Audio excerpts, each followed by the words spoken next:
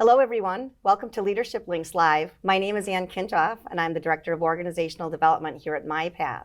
We're here for a Lessons from a Leader Today segment, and I'm joined today by Janet Schulz. Janet is our Chief Information Officer here at MyPath. Thank you for being here today, Janet. Well, thanks for asking me, Ann. It's an honor. You're very welcome. Janet, I want to just talk to you a little bit about your path to leadership and then some of the lessons that you've learned along the way. So why don't you just tell us a little bit about your story or what your path to leadership was and how you got to your current role? Okay. Well, I've been in leadership positions for a long time, and the path to get me there, though, is a little bit non-traditional. Okay. And so there's maybe some lessons learned just in that. Mm-hmm. So my undergraduate degree is actually in news editorial journalism. Okay. And I minored in biology and chemistry because I wanted to be a medical reporter. Okay. The dean of the College of Journalism at Marquette, where I went, said that is kind of a rare combination, the science aptitude. Mm-hmm. So I said, okay. Well, quickly after I graduated from college, I got into the first 12 years of my career, which were really in public relations, marketing, and communications. So that journalism translated into that. So I worked first at the Medical College of Wisconsin, and then for 5 years at Sacred Heart Rehab Hospital.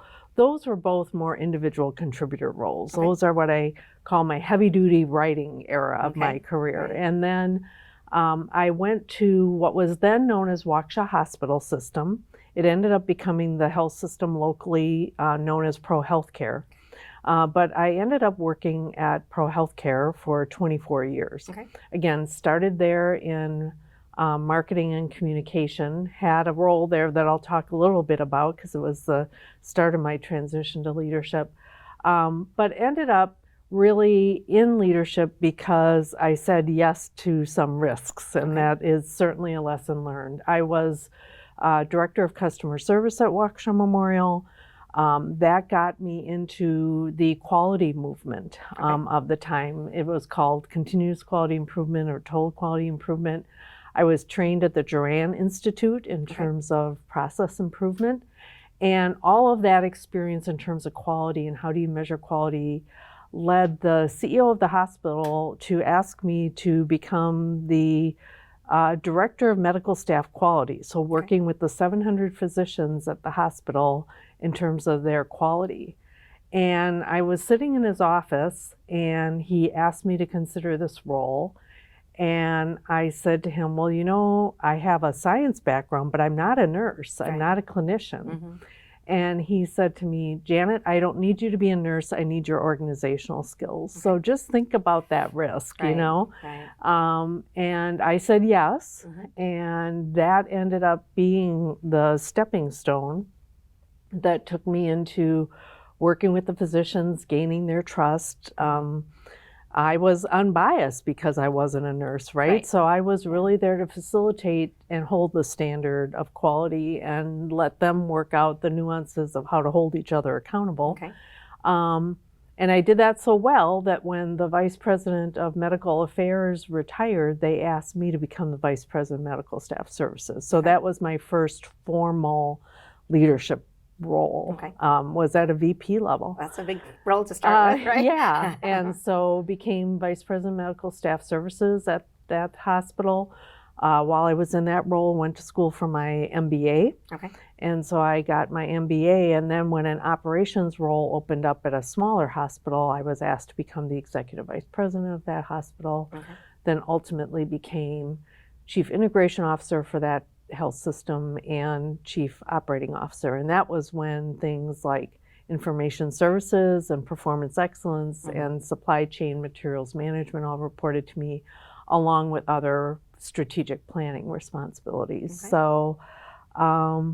So that is how I ended up emerging into leadership roles, was by saying yes, even though it might have felt scary. Right, exactly.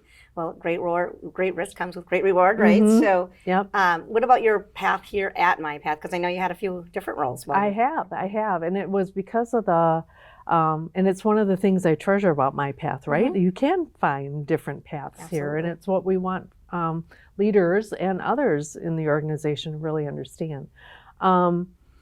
I have a diverse background, and MyPath has leveraged that. So I came in as Chief Operating Officer over what was then called the Long-Term Services and Support. So working with Homes for Independent Living, Prater Willie Homes, and Paragon Community Services. And so came into MyPath doing that, joined the company in September of 2017. And as many of you know, in the fall of 2019, we rebranded the company to MyPath. And as part of that whole journey, there were a lot of communication needs, right? And so the company tapped my communication background for kind of that era of my career here. For other structural reasons, we consolidated the vast majority of operations under Kim Ray, our current Chief Operating Officer, and I became Chief Communications Officer. And then another retirement was occurring here at MyPath, just like when that Vice President of Medical Affairs retired and I was moved into a role. Our longtime Chief Information Officer, Chuck Schulz, retired or was considering retirement, and I began working with our CEO, Terry Leahy, on updating the job description. And an actual member of the IS team said, well, Janet, couldn't you consider that? Because I was kind of, the department was reporting to me, and so I mentioned the remark to Terry, and he says, well, it's funny you mentioned that, Janet, because I was thinking the same thing. And so that's how I came to my current role, MyPath of Chief Information Officer. As I said, the Information Services Department at that health system reported to me, had a multi-million-dollar budget. It wasn't foreign territory to me, and we had exciting work to do here. And I said to Terry, "Hey, we've got a roadmap to create. Count me in." All right. Well, that's a great story, and it really shows the value of all the different kinds of experiences that you could bring into a leadership role as well. So thank you for sharing that. What would you consider your greatest achievement so far? I love that you say so far, because that's an important attitude to have, right? When I thought about that, I really thought of two things. One is I mentioned that my first major influence role was becoming director of customer service at a hospital. And that was at a time where that hospital had gone through some hard times, and the leader, the CEO, felt we need to put the patient back at the center and the families back at the center. And so asked me to lead a customer service initiative. I had never led a customer service initiative. This goes back to the taking risks, right? And so I put together a framework for customer service at that organization. And I'll tell you, Ann, I was doing the math. It was a long time ago, decades ago, that I facilitated work where we came up with a value statement for that organization. Respond with excellent service, respect, and compassion. And when I walk into that hospital today, those words are still on the wall, and it's like 30 some years later. So quite a legacy then. And it is, yeah. So when you ask about that kind of, it was a cultural achievement, and it took a lot of work. And so I consider that one of my greatest achievements on the culture side. Also working with the medical staff, created one of the first accountable care organizations in southeastern Wisconsin in terms of how health systems and doctors work together to package care, and I was very proud of that work too. All right, great. Thank you for sharing that. Now, on the flip side, what do you think would be one of the biggest mistakes you made, and then perhaps what you learned from that mistake? Yeah, and what I'm about to say is like easy to say but hard to do, right? And so I would say one of the biggest mistakes, or where the regrets have come from in my career, have been from failing to speak up. And when you think something isn't going to come together the way the organization intends, or isn't going to have the outcome that's desired, we need to speak up. And so folks that I've worked with over the years know that one of my favorite sayings is, you're paid to think, but you earn your paycheck by expressing what you think, right? It does no good to be sitting in a meeting thinking, that's the dumbest idea I've ever heard, but not expressing it in that meeting, right? You're not earning your paycheck then. But I know that's easy to say, but it can be hard to do, Absolutely, right? yeah. And that's why, like things like the book club that we're doing on crucial conversations is so important, Right. because people need to feel safe Mm-hmm. earning their paycheck. Right. So the regrets of my career have come from times when I failed to speak up. Okay. All right. Thank you.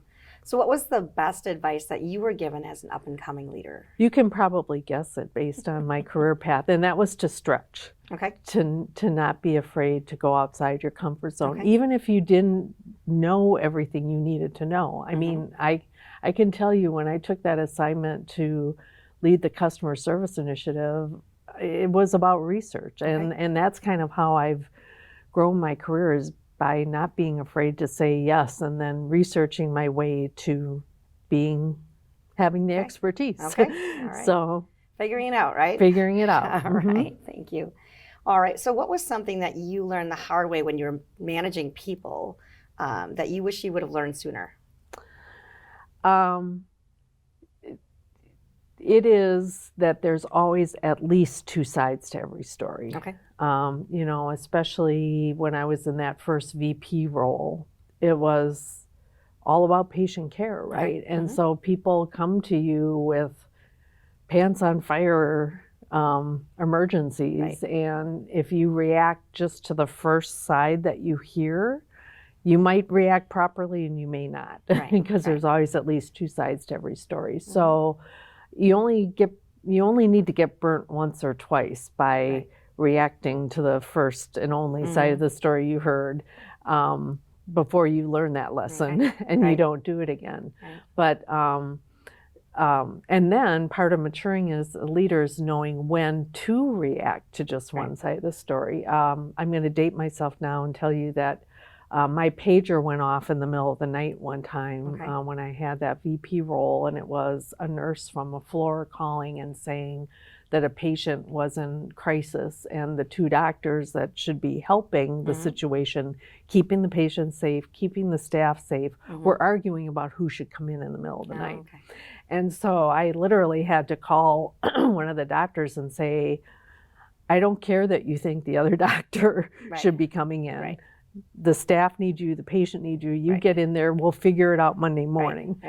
So that was one time where, yes, there were more than, there were multiple sides to the story, but for safety, there wasn't time to vet. And so part of maturing as a leader is knowing how to navigate that. All right, thank you. All right, and so my last question to you is, what's one piece of advice that you would give to people who are newer to a leadership role? I actually have a couple of pieces of advice. One is, and this is hard to do, especially when you're new, but you have to trust your gut. And that's hard to do when you don't have the runway behind you in terms of experiences. But if you were asked to be in a leadership role, it was for a reason. And so if your gut is telling you something is amiss, you need to trust it. You need to do the research I just talked about in terms of all the other sides of the story, but trust your intuition and work on developing that, and developing the skills to have crucial conversations with people based on your gut. But some of the regrets will come when you don't do that. And then the other thing that I just say, just globally and not just for new leaders, is that, we're talking a lot about diversity at MyPath, and diversity is really important. And that diversity comes in a lot of different ways, but another type of diversity is diversity in the role we play. And every role is important. And so sometimes people are in leadership roles and they have that capability. Other times people are incredibly strong individual contributors, and we need those individuals in MyPath as well. So listen to people, listen to what their skills are, understand that sometimes you're going to see talents in people they don't see in themselves, and you'll need to coach them into going outside their comfort zone. But other times that comfort zone is okay. All right.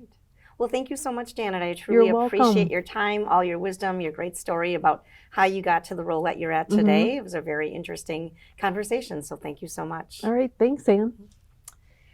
For additional resources and to hear other kinds of conversations like these, please go out to Ready App From there, you'll click on the Resources folder, and in there you will find a folder entitled Building Leadership Skills Resources for Supervisors. Thanks for joining us today, and we'll see you again soon.